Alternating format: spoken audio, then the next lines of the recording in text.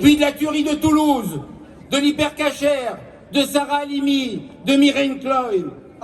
À chaque fois, dans la détresse et la douleur, j'ai cherché à répondre au malaise grandissant des Français juifs, à leur interrogation légitime sur notre avenir.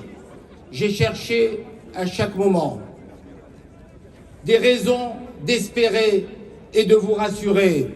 Quand je dis vous, je parle des Français juifs et des Français non juifs, car tout le monde a, j'espère, enfin compris que nos sorts sont définitivement liés face au fléau islamiste.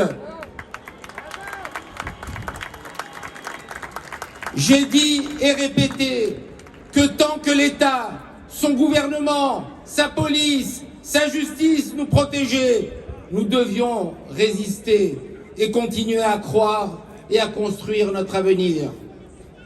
Alors voilà pourquoi je redoutais ce moment.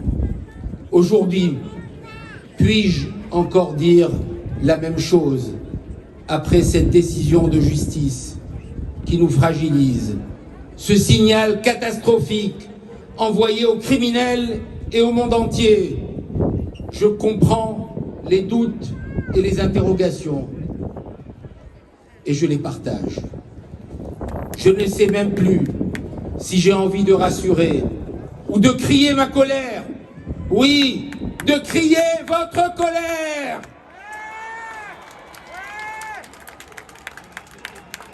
Donc, aujourd'hui, en pleine guerre contre l'islamisme, il n'y aura pas de procès pour un islamiste qui assassine une grand-mère française. Parce que l'on ne peut pas juger un soi-disant fou qui assassine une grand-mère juive. Pas assez fou pour choisir avec préméditation sa voisine juive, mais juste assez fou pour échapper à la justice. Le seul procès d'un assassin islamiste antisémite qui pouvait avoir lieu est donc interdit. Vous m'avez souvent entendu me poser la question: à quel moment de l'histoire sommes-nous? Je peux répondre malheureusement aujourd'hui, nous sommes à un tournant grave, une décision qui fera date, une tache noire dans la confiance des Français juifs en notre pays. Supporter l'antisémitisme, supporter la haine d'Israël, supporter les assassinats, c'était un véritable défi que notre histoire nous a appris à relever. Mais supporter ce déni de justice sur un assassin islamiste reconnu antisémite est impossible. Je le dis bien, impossible pour le responsable que je suis, pour le juif, pour le simple citoyen, pour le médecin. Le président a promis une loi et nous l'en remercions. Elle ne pourra cependant être rétroactive.